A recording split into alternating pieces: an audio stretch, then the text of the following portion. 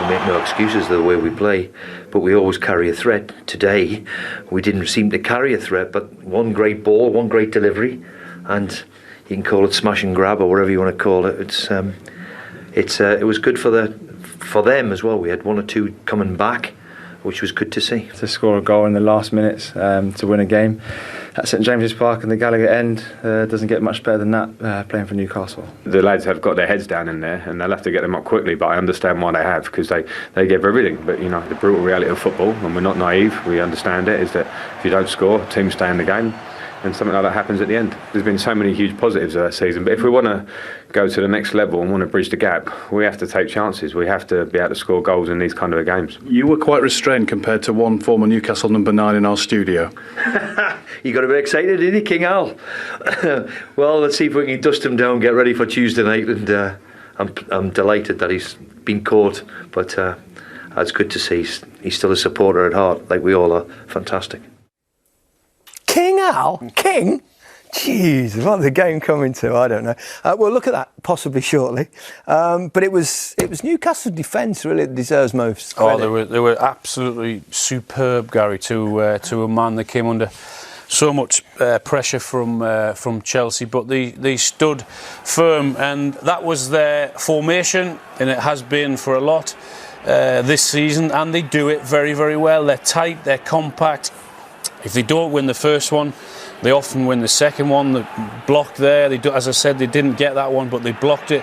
Fernandes, who I thought was absolutely superb, his positioning all game was magnificent, and leadership qualities right throughout that back five. A header again, positioning superb. I mean, that's going to be in the back of the net if he doesn't get there. Kieran Clark, who I thought was man of the match, he didn't put a foot wrong in the game. Everything he did was almost perfection. And for all their possession, Chelsea, 70% of it, they didn't work the goalkeeper enough. But I don't care who you are and how many men you're going to commit forward. If you're going to have those numbers like that defending, it's going to be very, very difficult to get through, and Chelsea found it difficult to get through and didn't create enough chances because of that, because of the work rate and effort and the organisation that were Newcastle, and that sort of tip provided, and he didn't. And when you stay in the game, as they did, and you've got someone who can whip a ball in with that quality, then you'll have a chance. Yes, of course it was smash and grab, but their work rate and their effort and their endeavour and all of those things,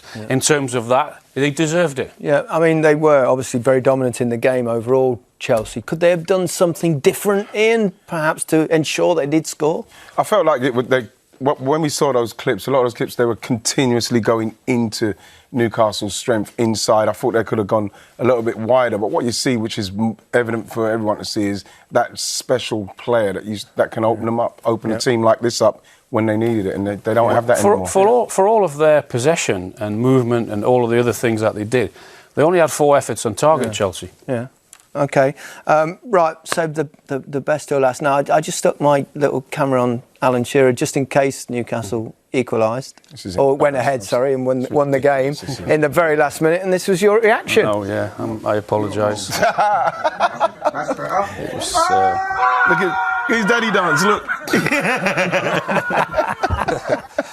Awful. That was awful. It was quite exciting in there, I must admit. I would have done the same. Yeah. It was Leicester.